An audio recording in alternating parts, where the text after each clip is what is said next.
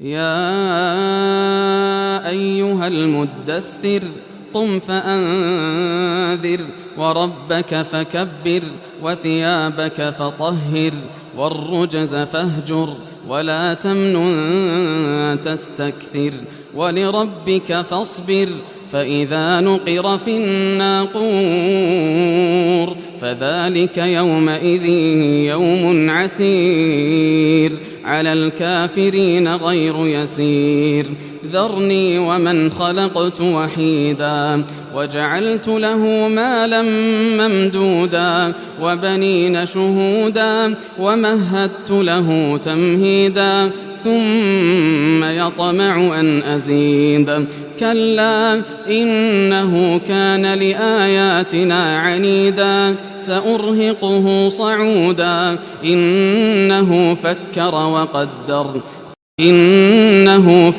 وقدر فقتل كيف قدر ثم قتل كيف قدر ثم نظر ثم عبس وبسر ثم أدبر واستكبر فقال إن هذا إلا سحر يؤثر إن هذا إلا قول البشر سأصليه سقر وما أدراك ما سقر لا تبقي ولا تذر لواحة للبشر عليها 19 وما جعلنا أصحاب النار إلا ملائكة وما جعلنا عدتهم إلا فتنة للذين كفروا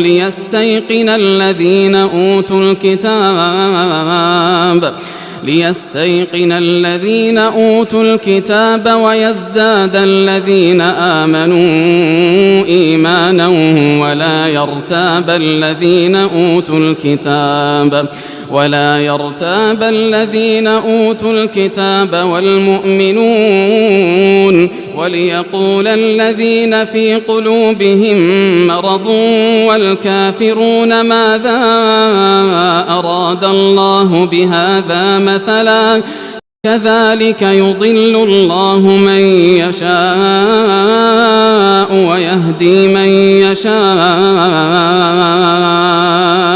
وما يعلم جنود ربك إلا هو وما هي إلا ذكرى للبشر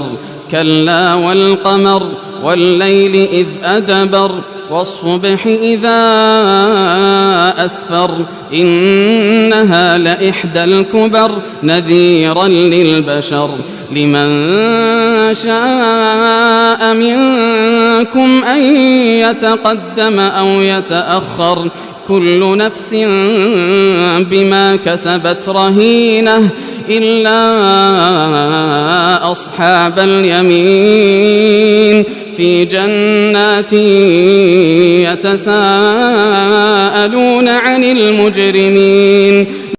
ما سلككم في سقر قالوا لم نك من المصلين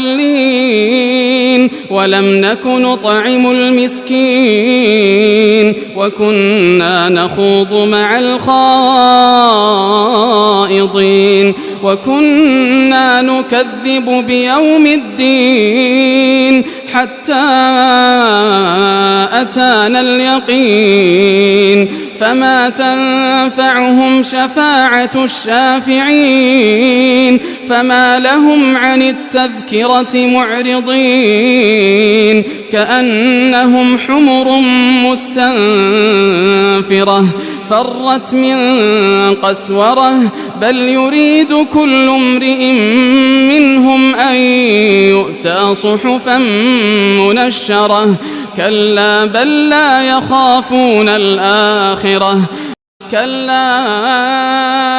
إنه تذكرة فمن شاء ذكره وما يذكرون إلا أن يشاء الله هو أهل التقوى وأهل المغفرة